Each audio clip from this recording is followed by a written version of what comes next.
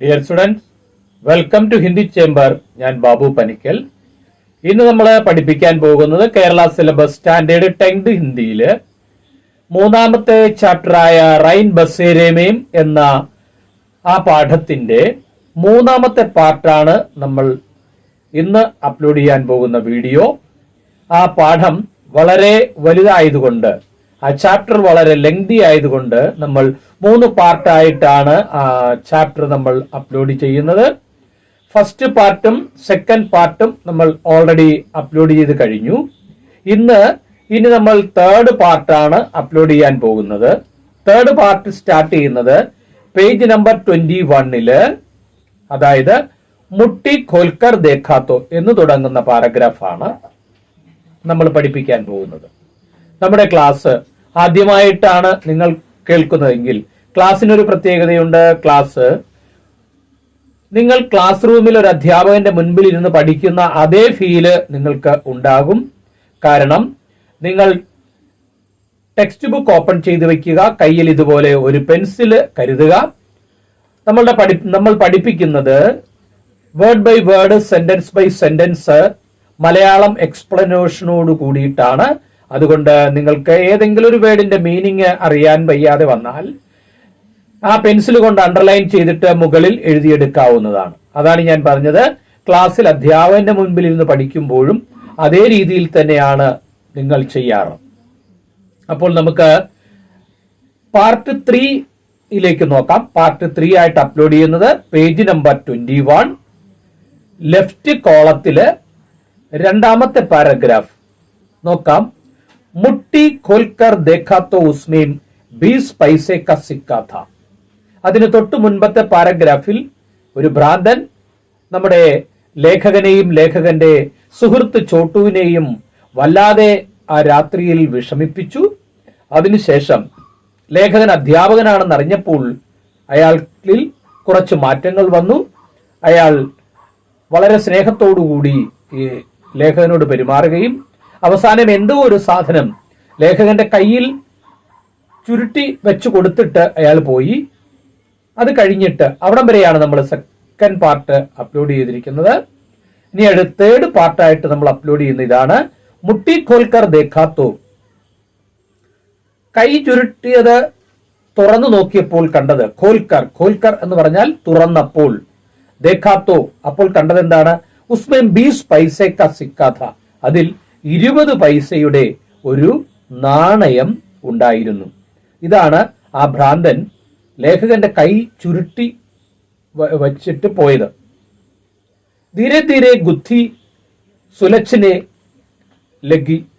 പതുക്കെ പതുക്കെ കുരുക്കഴിഞ്ഞു തുടങ്ങി, അഥവാ ലേഖകന്റെ സംശയം ദൂരീകരിച്ചു തുടങ്ങി. എങ്ങനെയാ? കിതാബും കോസിനെ ഫെങ്കാനഹി. ലേഖകൻ ചിന്തിച്ചു, പുസ്തകങ്ങൾ അയാൾ വലിച്ചെറിഞ്ഞില്ല. കിതാബേൻ ദേഖക്കർ അൻജാനെ ഹി ഉസ്കെ മൻമേം എഹ് ബാത് ആയി ഹോഗി. ആ പുസ്തകങ്ങൾ കണ്ടപ്പോൾ അൻജാനെ മാനെ അറിയാതെ തന്നെ ഉസ്കെ മൻമേ എഹ് ബാത്ത് ആയി ഹോഗി. അയാളുടെ മനസ്സിൽ തോന്നിക്കാണും. എന്ത് തോന്നിക്കാണും? യേ ഷായദ് പഠനെ ലിഖനെ വാലെ ആത്മീ ഹേ.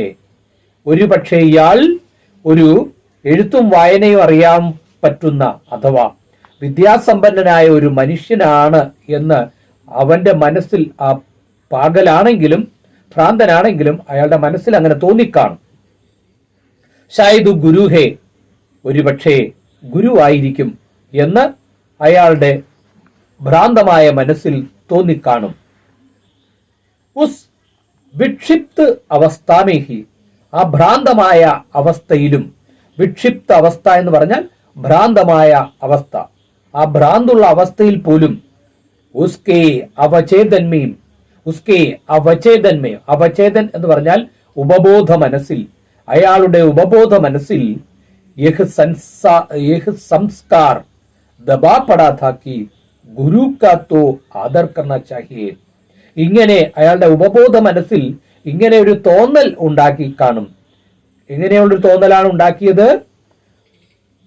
ഗുരു കാ തോ ആദർ കർണ ചാഹിയേ.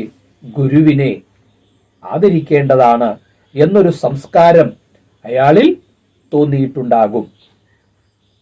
ദബാപടാഥ എന്ന് പറഞ്ഞാൽ അങ്ങനെ ഒരു കാര്യം ഒളിഞ്ഞു കിടന്നിരുന്നു.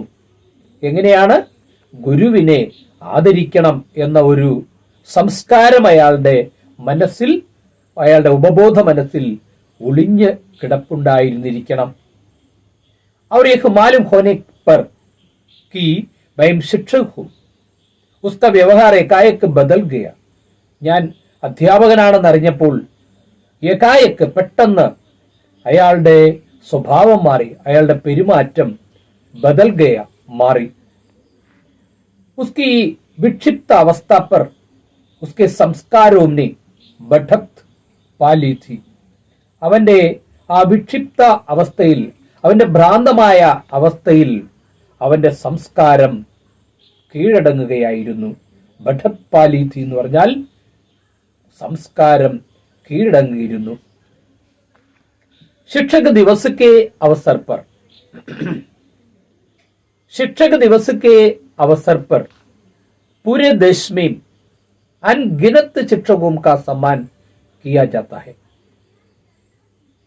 शिक्षक ദിവസിൽ അഥവാ അധ്യാപക ദിനത്തിന്റെ അന്ന് രാജ്യത്ത് ഉടനീളമുള്ള ഒട്ടുമുക്ക അധ്യാപകരെയും ആദരിക്കുന്ന പതിവായിരുന്നു. മേരെ ഷഹർ में मेरा भी कई बार सम्मान हो चुका है. ഞാൻ താമസിക്കുന്ന പട്ടണത്തിലും എന്നെയും പല പ്രാവശ്യം ആദരിച്ചിട്ടുണ്ട്. लेकिन उस रात को भय और आतंक के साये में ही, എന്നാൽ ആ രാത്രിയിൽ ഭയവും അതുപോലെ തന്നെ ഭീകരതയും നടമാടിയിരുന്ന ആ നിഴലിൽ പോലും മുझे जो सम्मान मिला, എനിക്ക് കിട്ടിയ ആ ഒരു ആദരവ്, വഹ് അപൂർവ ഥ, അത് വളരെ അപൂർവങ്ങളിൽ വെച്ചും അപൂർവമായിരുന്നു. मैंने कभी नहीं सोचा था कि, ഞാൻ ഒരിക്കൽ പോലും ഇത് ചിന്തിച്ചിട്ടേയില്ല. एक शिक्षक के रूप में मेरा सर्वश्रेष्ठ सम्मान इस प्रकार होगा. ഒരു അധ്യാപകൻ എന്ന നിലയിൽ ഈ രീതിയിൽ ഏറ്റവും ശ്രേഷ്ഠമായ ഒരു ആദരവ് എനിക്ക് കിട്ടും എന്ന് ഞാൻ ചിന്തിച്ചിട്ട് പോലുമില്ല. इसके बाद मुझे कच्ची सी नींद पड़ी गई. ഇതൊക്കെ ആലോചിച്ചിരുന്നപ്പോൾ എനിക്ക് നേരിയ തോതിൽ കച്ചി സി നീന്ത് പടുകയും, നേരിയ തോതിൽ എനിക്ക് ഉറക്കം വന്നു. പേജ് മറിക്കുക. പേജ് 22 ലെഫ്റ്റ് സൈഡിലെ മുകളിലത്തെ പാരഗ്രാഫ്.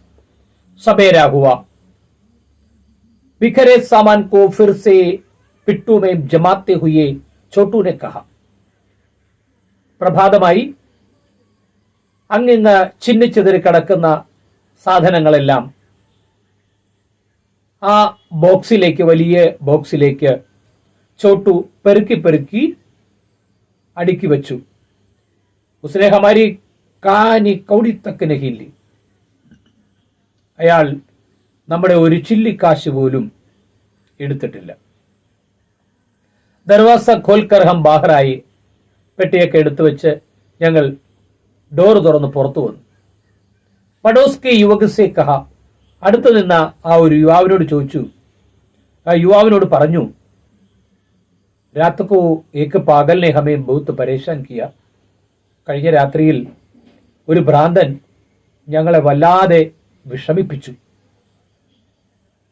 ഖണ്ഡേ ഡേട്ട് ഖണ്ഡേ തക്ക് ഹമേം ഡരാത്ത ധമക്കാത്ത രഹ, ഒരൊന്നൊന്നര മണിക്കൂർ ഞങ്ങളെ ഭയപ്പെടുത്തുകയും ഭീഷണിപ്പെടുത്തുകയും ചെയ്തുകൊണ്ടിരുന്നു. ഡരാത്ത ധമക്കാത്ത എന്ന് പറഞ്ഞാൽ പേടിപ്പെടുത്തുകയും ഭീഷണിപ്പെടുത്തുകയും ചെയ്തിരുന്നു.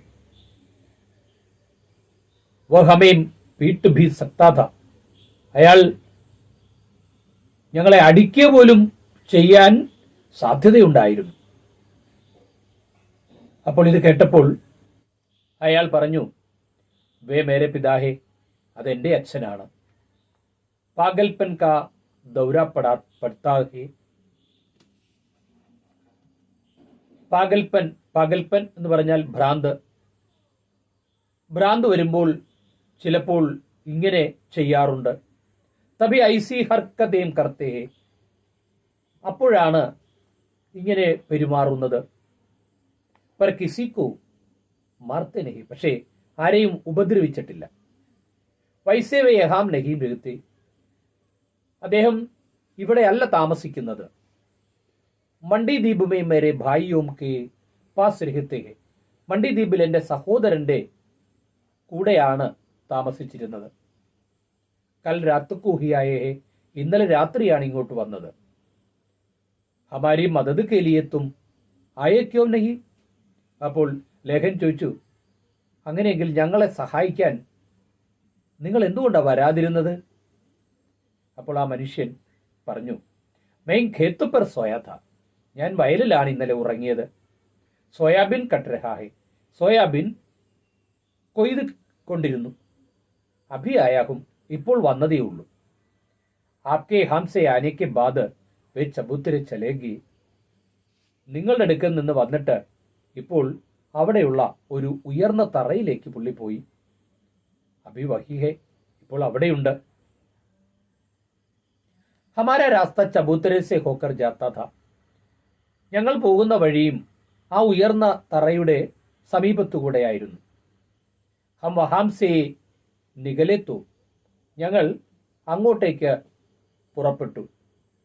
വഹ് വഹാം ഖടാമില, അപ്പോൾ അയാൾ അവിടെ നിൽക്കുന്നത് കണ്ടു. ഇന്നലെ ബഹളമുണ്ടാക്കിയ ഭ്രാന്തൻ. ഹംനെ ഉസ്കി ഓർ ധ്യാൻ നഹി ദിയ, ഞങ്ങൾ അയാളെ ശ്രദ്ധിച്ചു പോലുമില്ല. കാരണം ഇന്നലെ ഭ്രാന്തമായിട്ട് കാണിച്ചതല്ലേ, ഇപ്പോൾ ഭ്രാന്ത് മാറിയപ്പോൾ അതെല്ലാം മറന്നു കാണുമെന്ന് ചോട്ടുവും ലേഖകനും വിചാരിച്ചു. തബി നീച്ചെ ഉദർക്കർ, അപ്പോൾ ആ ഉയർന്ന തറയിൽ നിന്ന് അയാൾ താഴേക്ക് ഇറങ്ങി. ഖുഡനോ കെ ബൽ ചുകക്കർ, മുട്ടയിൽ നിന്നിട്ട് മേരെ പാമ്പു ചുയെ, എൻ്റെ കാൽ പാദം തൊട്ടു വന്നിച്ചു. എന്നിട്ട് വളരെ പതുക്കെ പറഞ്ഞു, ഗുരുദേവ് ബൗത്ത് ശർമിന്ദാവും, ഗുരുദേവ എനിക്ക് ലജ്ജ തോന്നുന്നു. ക്യാ കർത്ത ദൗര ജോ പടാത്ത, എന്തു പറയാനാണ്, ആ സമയത്ത് എനിക്ക് ഭ്രാന്ത് വന്നുപോയി. ഉസ്കെ ചെഹ്റെ പർ പശ്ചതാവാ ഥാ, ആംഖോ മേ ആംസു, അപ്പോൾ അയാളുടെ മുഖത്ത് വല്ലാത്ത ഒരു പശ്ചാത്താപമുണ്ടായിരുന്നു, വല്ലാത്ത ഒരു വ്യസനമുണ്ടായിരുന്നു. ആംഖോ മേ ആംസു, കണ്ണുകളിൽ കണ്ണുനീര് പൊടിയുന്നുണ്ടായിരുന്നു. मैंने कहा, ഞാൻ പറഞ്ഞു, ഭായി സഹോദര, തും നഹി ജാനത്തെ കി തുമ്നെ ഗുരുവും കാ കിതന മാൻ ബഡായാ ഹെ, ഞാൻ പറഞ്ഞു, സഹോദര, ഗുരുനാഥന്മാരുടെ അഭിമാനം എത്രമാത്രമാണ് നീ ഉയർത്തിയതെന്ന് നിനക്കറിയില്ല. കിസി ഏക്ക് ഗുരു കനഹി, അത് കേവലം ഒരു ഗുരുവിന് മാത്രമുള്ളതല്ല. തമാം ഗുരുവും കാ, സർവ ഗുരുനാഥന്മാർക്കും ഉള്ളതാണ് എന്ന് സ്നേഹത്തോടുകൂടി ലേഖകൻ അയാളോട് പറഞ്ഞു. ഉസ്കെ സാത്ത് ഹി ഹം ആകെ ബഡ്ലിയെ, ഇത്രയും പറഞ്ഞ് ഞങ്ങൾ മുന്നോട്ട് യാത്രയായി.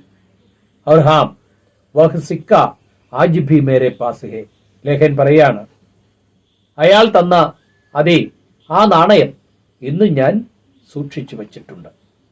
ഇതാണ് ആ റൈൻ ബസേരെ എന്ന് പറയുന്ന ആ ചാപ്റ്റർ.